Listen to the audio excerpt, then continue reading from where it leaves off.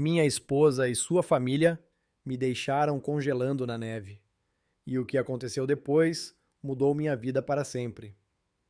Eu estava sentado no sofá da sala, folheando um catálogo de design gráfico, quando Ana entrou com lágrimas nos olhos.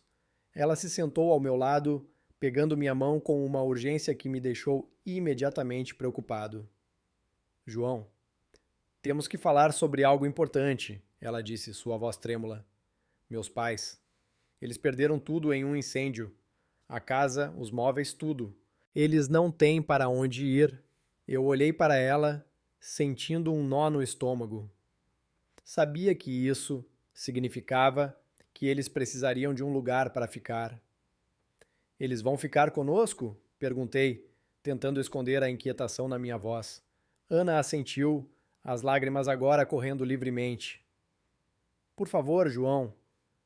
É só por um tempo, até eles encontrarem um lugar próprio. Eles são minha família e não posso deixá-los na rua. Eu a puxei para um abraço, tentando me convencer de que era a coisa certa a fazer. Claro, Ana, eles são bem-vindos aqui. Vamos fazer o que for necessário. Os dias seguintes foram uma correria para preparar a casa. Movemos móveis, fizemos espaço no quarto de hóspedes e Ana comprou suprimentos extras. Eu tentei manter uma atitude positiva, afinal, eles eram família, e nos momentos difíceis, a família se apoia. Mas lá no fundo, sentia um pressentimento de que a nossa vida tranquila estava prestes a mudar drasticamente. Quando Carlos e Maria chegaram, trazendo consigo caixas e malas, eles pareciam exaustos e desolados. Maria, uma mulher de meia idade com um olhar sempre crítico, entrou na casa e, imediatamente, começou a comentar sobre a organização. Não é assim que se organiza uma casa, ela disse, ajustando uma almofada no sofá. Vocês precisam de mais ordem aqui. Carlos, por outro lado, parecia aliviado por ter um lugar para descansar. Ele se sentou na poltrona, que logo se tornou seu lugar favorito, e começou a assistir TV, em um volume que fazia as paredes tremerem. Eu troquei um olhar com Ana, tentando comunicar minha preocupação. Ela me deu um sorriso forçado, como se dissesse: Vamos conseguir, é só por um tempo. Mas eu sabia, naquele momento, que a nossa vida estava prestes a entrar em um turbilhão e eu não tinha ideia do quanto isso iria me afetar. As primeiras semanas, com Carlos e Maria em casa, foram estranhamente tranquilas, mas logo percebi que a paz era superficial. Maria, com sua necessidade de controle, começou a criticar tudo o que eu fazia, desde a forma como eu organizava a cozinha até a maneira como dobrava as roupas. João, você não sabe dobrar uma toalha? Perguntou ela uma manhã, enquanto eu tentava ajudar com as tarefas domésticas. Assim elas ficam todas amassadas. Deixe que eu faço. Eu tentei ignorar, mas a crítica constante começou a me desgastar. Carlos, por outro lado, parecia ter encontrado um novo lar na nossa sala de estar. Ele passava o dia inteiro ali, a TV sempre no volume máximo, assistindo a programas de pesca ou novelas. Quando eu tentava sugerir que ele baixasse o som, ele me olhava com um olhar de desdém. É minha casa também, ele diria, ecoando as palavras de Ana sempre que eu tentava estabelecer algum limite. A situação piorou quando Pedro, o irmão de Ana, apareceu na porta. Ele estava desempregado novamente e precisava de um lugar para ficar enquanto procurava trabalho. Ana, com aquele mesmo olhar suplicante, me pediu para que ele ficasse no escritório. É só por algumas semanas, ela garantiu, mas eu sabia que semanas poderiam se transformar em meses. Pedro, um homem de 35 anos, com uma atitude de adolescente, se instalou no meu escritório, o único espaço que eu considerava verdadeiramente meu. Meus livros foram para caixas no garagem e seu console de videogame tomou o lugar onde antes ficava minha mesa de trabalho. A dinâmica familiar começou a mudar. Eu não era mais consultado sobre decisões na minha própria casa. As paredes, que Ana e eu havíamos pintado de um azul claro, agora estavam cobertas de uma cor que Maria considerava mais elegante. Meu sofá favorito desapareceu, substituído por uma cadeira de balanço que Carlos trouxe de sua antiga casa. Para evitar conflitos, comecei a aceitar horas extras no trabalho, me voluntariando para projetos que ninguém queria, apenas para adiar o retorno para casa. Às vezes, Trabalhava até tão tarde que, quando chegava, todos já estavam jantando sem mim. Você poderia ter avisado que viria jantar, disse Ana uma noite, como se eu fosse um convidado inesperado na minha própria mesa. As conversas familiares começaram a excluir-me sistematicamente. Eles falavam de anedotas que compartilhavam durante o dia, piadas internas e planos que haviam feito sem me consultar. Quando eu tentava me juntar, Pedro revirava os olhos ou Maria mudava sutilmente de assunto. Ele sempre foi muito sensível, Ana me disse em particular, quando eu expressei meu desconforto. Na minha família, dizemos as coisas como são, sem tanto drama. A coexistência se tornou uma batalha diária pela minha própria sanidade, e eu sentia que estava perdendo terreno a cada dia que passava. Aos poucos, a casa que eu conhecia e amava começou a se transformar em um lugar estranho. Meu escritório, agora o quarto de Pedro, estava irreconhecível com pósteres de bandas que eu nunca ouvi falar e roupas espalhadas por todos os cantos. Quando tentei recuperar algum espaço para trabalhar, Pedro me olhou com desdém. Você tem o resto da casa, cara. Me deixe em paz, ele disse, jogando-se na cama que antes era minha mesa. As decisões sobre a casa passaram a ser tomadas em reuniões familiares das quais eu não era informado. Uma noite, cheguei em casa para encontrar a sala de estar completamente redecorada. A parede azul clara que Ana e eu havíamos escolhido foi substituída por um tom de verde que Maria achava mais sofisticado. Meu sofá favorito, que tinha um desgaste que eu amava, foi substituído por um novo, mais moderno, mas que eu não reconhecia. Eu não sabia que você tinha decidido redecorar, comentei, tentando esconder a frustração. Não é uma decisão, é uma necessidade, respondeu Maria, como se eu fosse um visitante intrometido na minha própria casa. A casa estava precisando de uma mudança. Eu olhei para Ana, procurando por algum apoio, mas ela apenas sorriu e disse: Você estava tão ocupado no trabalho, não quis te incomodar. O sentimento de ser um estranho em minha própria casa cresceu. Eu trabalhava cada vez mais horas extras, não só para evitar conflitos, mas também porque o ambiente em casa se tornava insuportável. Quando eu chegava tarde, encontrava a mesa de jantar vazia, com um prato coberto esperando por mim, mas sem ninguém para compartilhar a refeição. Você poderia ter avisado que viria jantar, disse Ana uma noite, como se eu fosse um convidado inesperado na minha própria mesa. O isolamento começou a lhe afetar minha relação com meus filhos. Lucas e Maria pareciam cada vez mais distantes, envolvidos nas atividades que sua avó planejava para eles, atividades das quais eu não fazia parte. Quando tentava me envolver, Maria me interrompia. Deixe que eu cuido deles. Você tem muito trabalho, ela dizia, assumindo o papel de mãe. Minhas tentativas de conversar com Ana sobre a situação eram sempre recebidas com evasivas ou com ela me dizendo que eu estava exagerando. Eles são minha família, João. Eles precisam de nós agora, ela repetia, como se eu não fosse parte dessa família. As contas bancárias começaram a mostrar movimentações que eu não reconhecia, saques e transferências que eu não havia autorizado. Quando questionei Ana sobre isso, ela disse que estava ajudando seus pais a se reerguer, que era temporário. A sensação de perda de controle era avassaladora. Eu me sentia um espectador na minha própria vida, enquanto minha casa, minha família e até minhas finanças eram manipuladas por outros. A cada dia, eu me afastava mais, não só fisicamente, mas emocionalmente, sentindo que a vida que eu conhecia estava sendo desmantelada peça por peça. A tensão dentro de casa cresceu a um ponto insustentável. Eu sabia que algo precisava mudar, mas não sabia como abordar o assunto sem causar um conflito aberto. Uma noite, depois de mais uma longa jornada de trabalho, cheguei em casa para encontrar Maria e Carlos discutindo sobre a organização da cozinha, enquanto Ana tentava mediar. Eu não aguento mais, explodi interrompendo a discussão. Esta é a minha casa e eu não posso mais viver assim. Todos pararam, olhando para mim com surpresa. Ana me olhou com um misto de preocupação e desaprovação. João, o que você quer dizer com isso? Ela perguntou, sua voz suave, mas com um tom de advertência. Quero dizer que não fui consultado sobre nada. Minha casa foi transformada sem minha permissão. Meus filhos estão sendo criados por outras pessoas e eu não sei nem mesmo o que está acontecendo com minhas finanças. Minha voz tremia de raiva e frustração. Maria se empertigou, como se estivesse pronta para uma batalha. Você não sabe o que é ter perdido tudo, João. Estamos aqui porque Ana nos convidou e estamos tentando nos reerguer. Eu sei, mas isso não significa que vocês podem tomar conta da minha vida, respondi, sentindo o peso da exaustão emocional. Carlos, que até então havia permanecido calado, se levantou da poltrona. Você não entende, João. Nós somos uma família e as famílias se ajudam.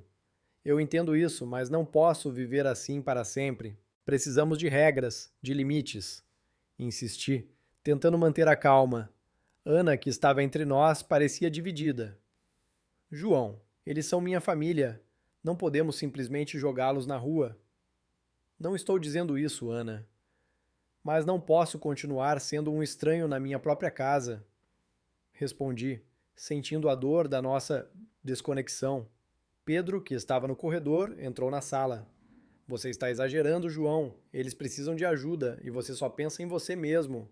A discussão se intensificou. Acusações voavam de um lado para o outro e eu percebi que o conflito não era apenas entre mim e a família de Ana, mas também entre mim e minha esposa.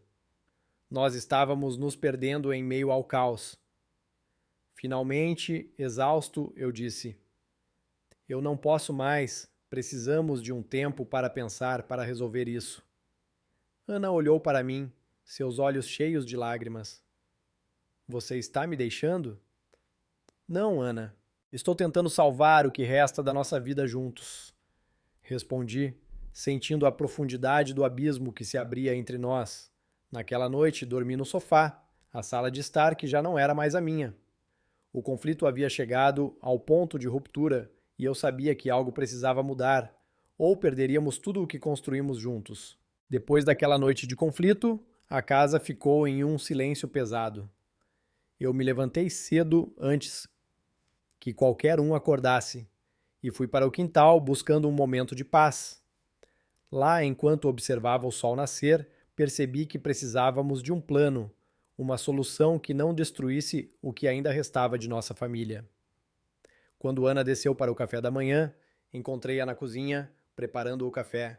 A tensão entre nós era palpável, mas eu sabia que precisávamos falar. Ana, precisamos conversar. Comecei, minha voz mais calma do que na noite anterior.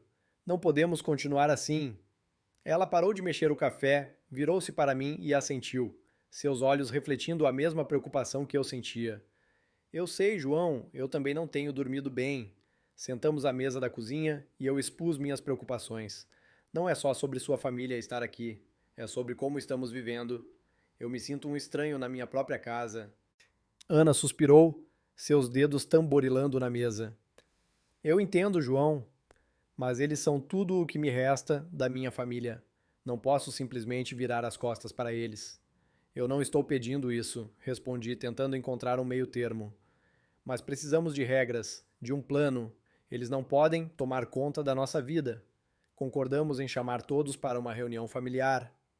Naquela tarde, sentamos todos juntos na sala de estar, a mesma sala que havia sido palco de tantas discussões. Precisamos estabelecer algumas regras. Comecei olhando para cada um deles. Primeiro, precisamos definir espaços pessoais. Pedro, você pode continuar no escritório, mas temos que organizar um espaço de trabalho para mim também. Pedro, que estava com seu habitual olhar de desdém, apenas assentiu. Segundo, as decisões sobre a casa precisam ser discutidas entre Ana e eu antes de serem tomadas. Continuei, olhando diretamente para Maria. Se quiserem mudar algo, falem conosco primeiro. Tia Maria parecia pronta para protestar, mas Carlos colocou a mão em seu ombro, acalmando-a.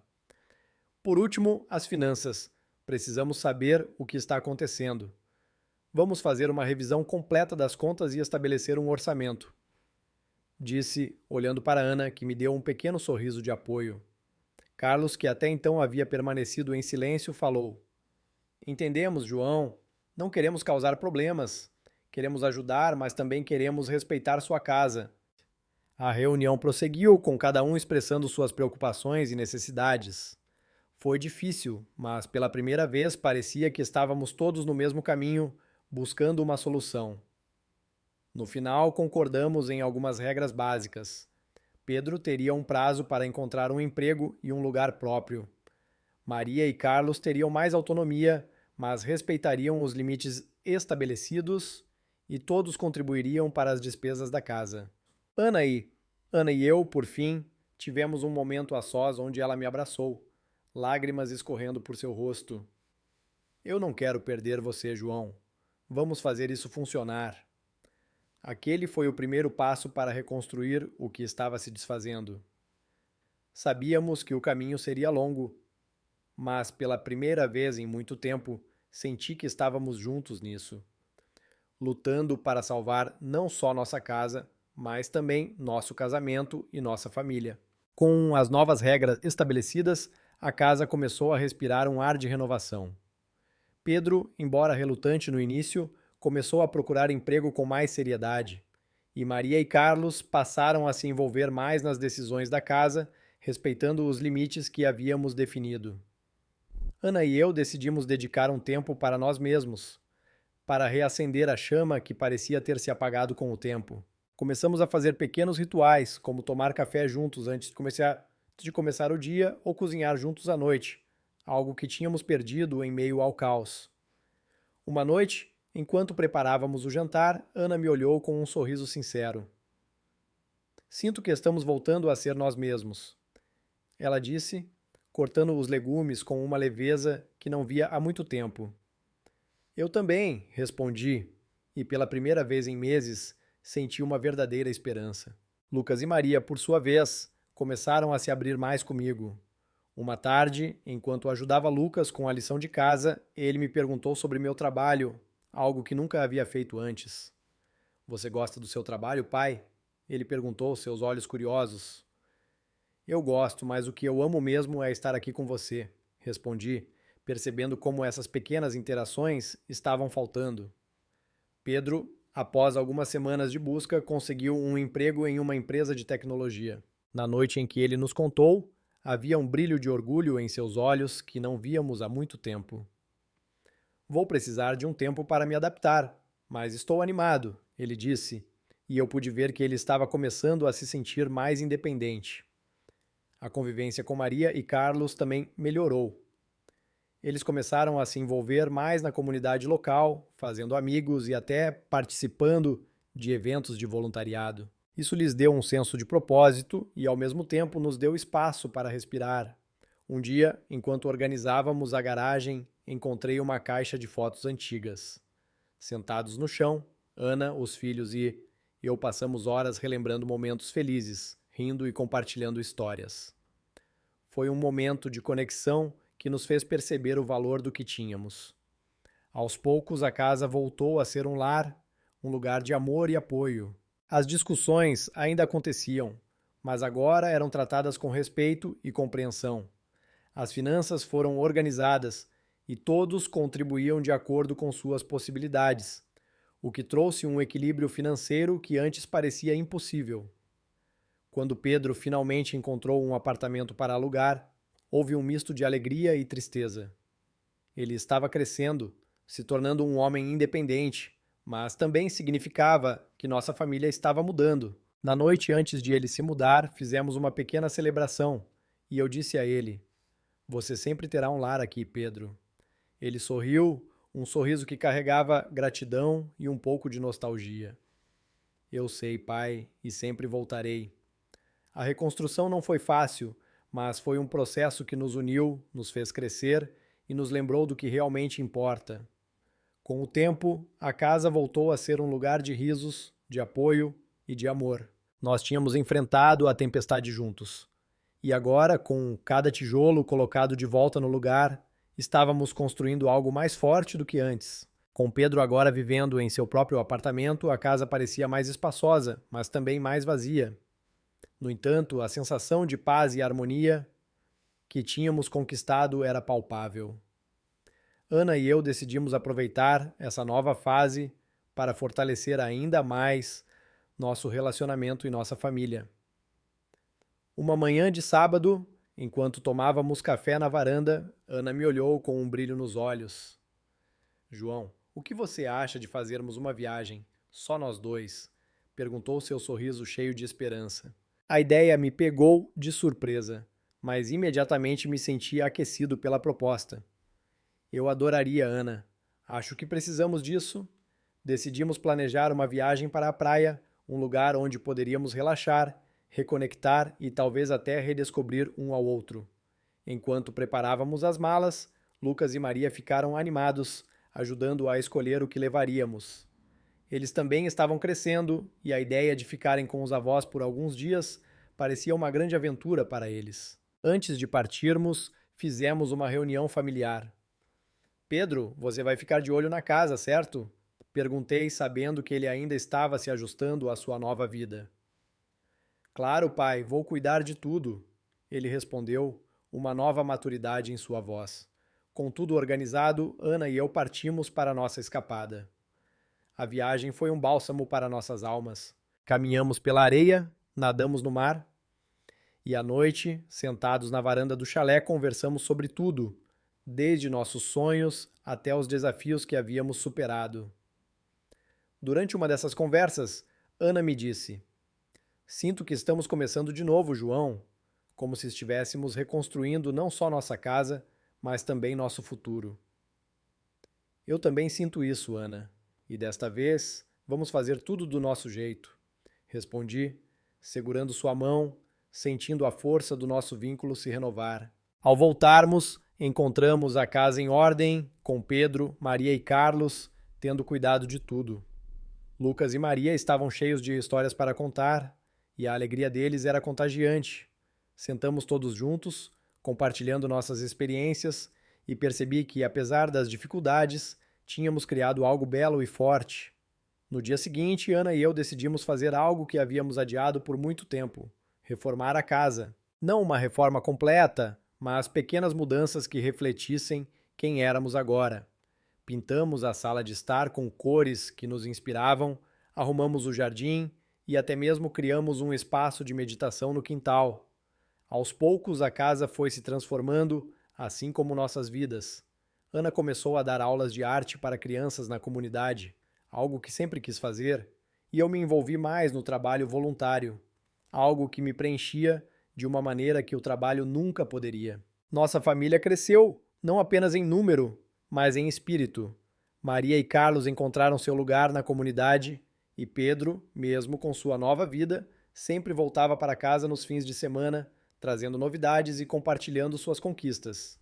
Em uma noite tranquila, enquanto observávamos o pôr do sol juntos, Ana se recostou em mim e disse: Nós conseguimos, João. Nós realmente conseguimos. Sim, conseguimos, respondi, abraçando-a. E este é apenas o começo.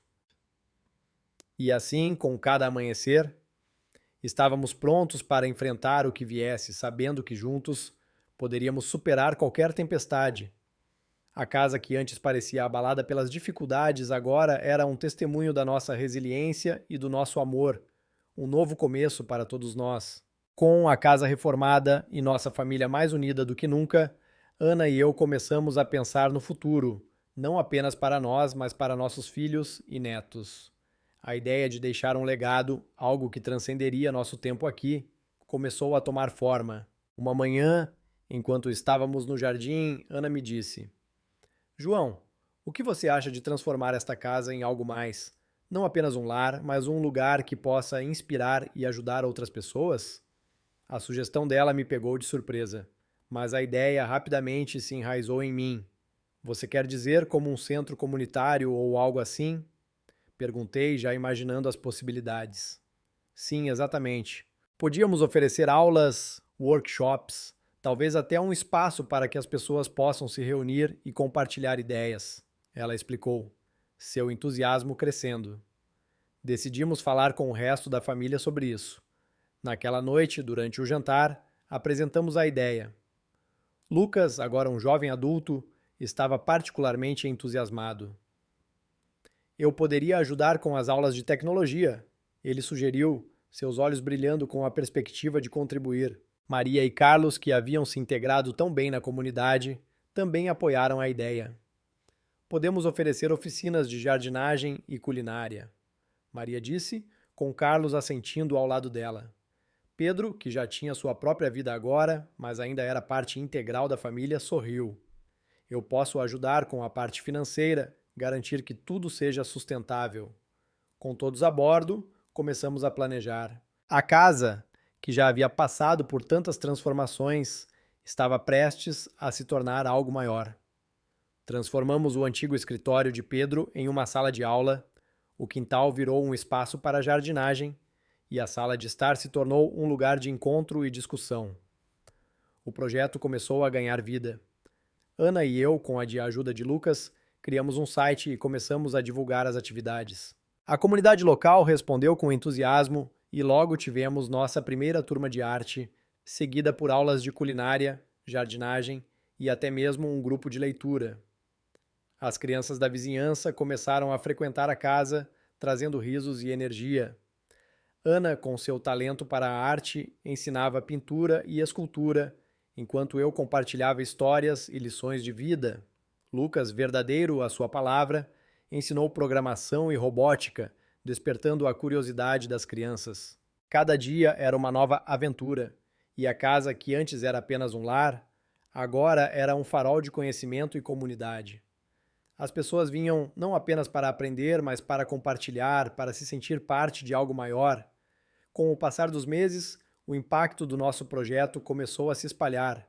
Recebemos doações, voluntários e até mesmo apoio financeiro de empresas locais que viam o valor do que estávamos fazendo. A casa se tornou um ponto de referência, um lugar onde a comunidade poderia se reunir e crescer. Em uma noite especial, enquanto observávamos uma apresentação de dança das crianças, Ana se inclinou para mim e sussurrou: "Olha o que criamos, João. É mais do que poderíamos ter imaginado." "Sim, é verdade", respondi, olhando para nossa família, todos envolvidos de alguma forma. "Este é o nosso legado."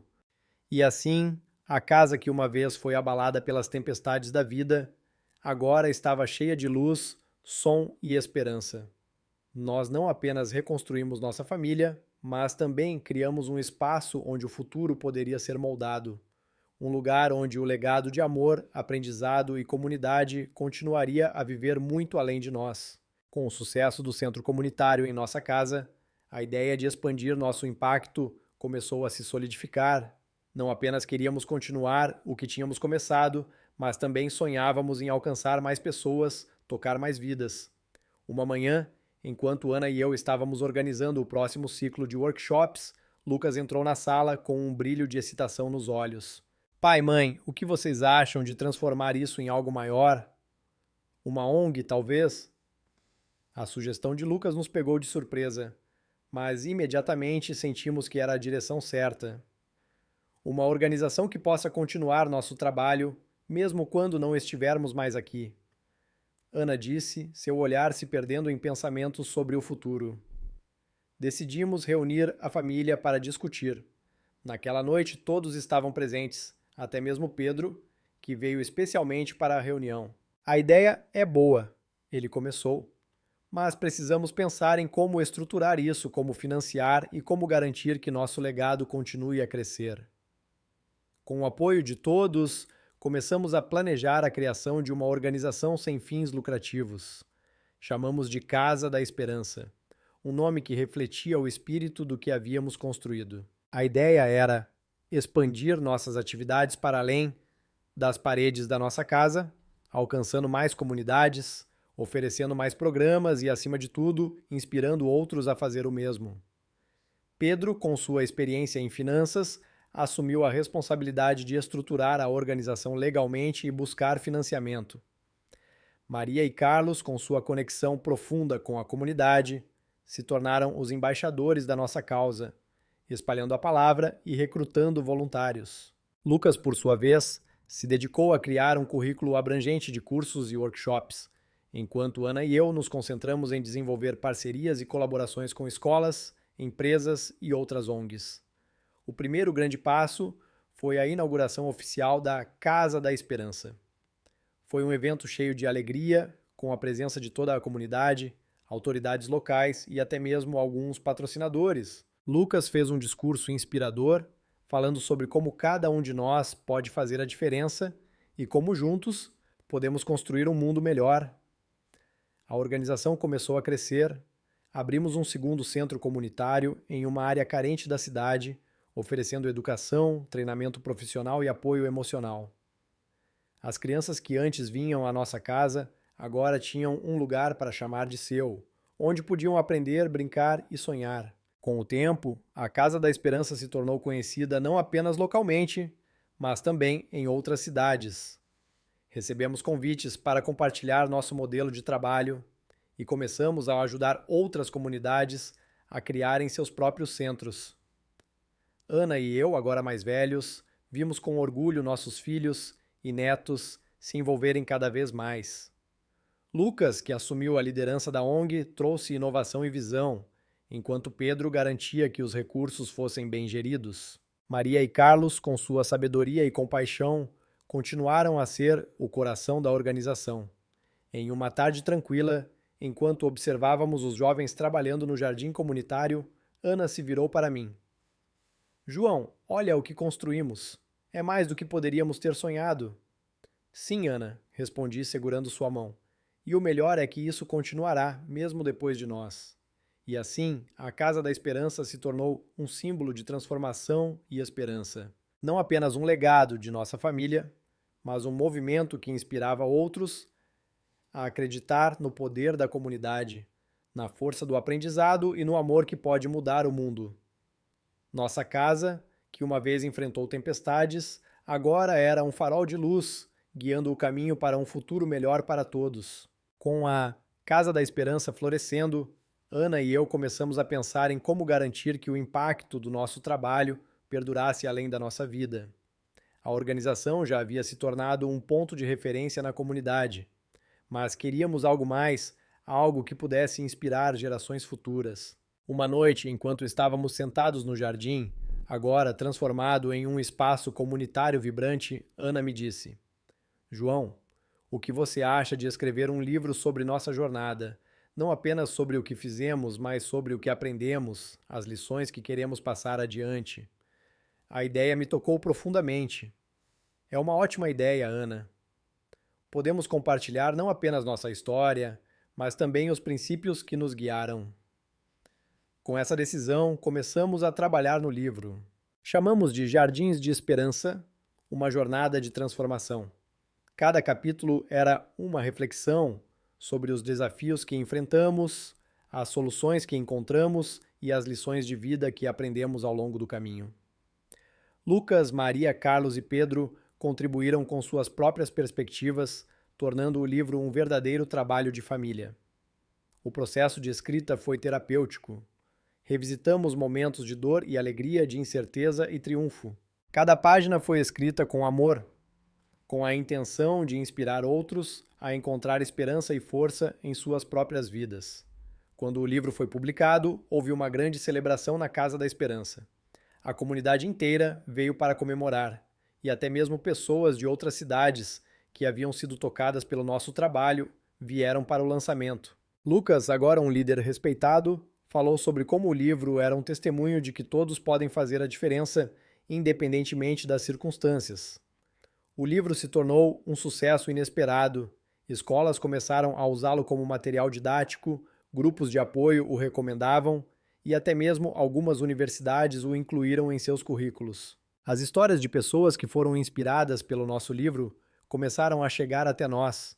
Histórias de famílias que se uniram, de comunidades que se fortaleceram e de indivíduos que encontraram um novo propósito.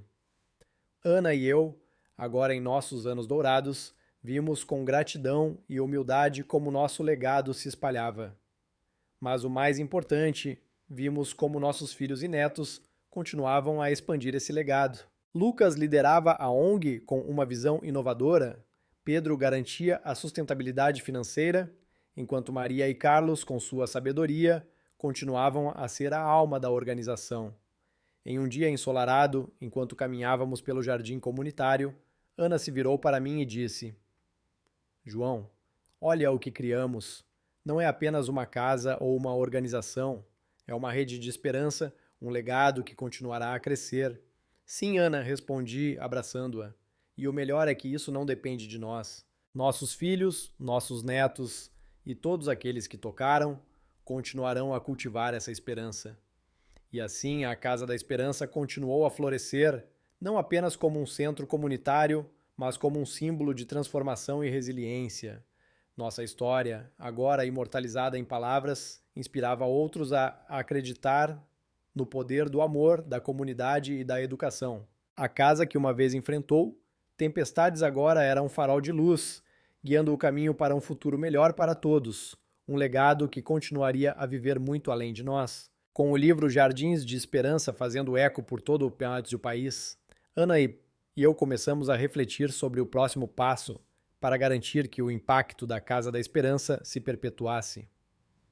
Sabíamos que o legado não era apenas sobre o que construímos, mas também sobre como poderíamos inspirar outros a criar seus próprios jardins de esperança. Lucas, agora um líder reconhecido na área de desenvolvimento comunitário, veio com uma nova proposta. Pai, mãe, o que acham de criarmos um programa de mentoria? Podemos ajudar outras comunidades a desenvolverem seus próprios centros, compartilhando nosso conhecimento e experiência. A ideia ressoou profundamente conosco.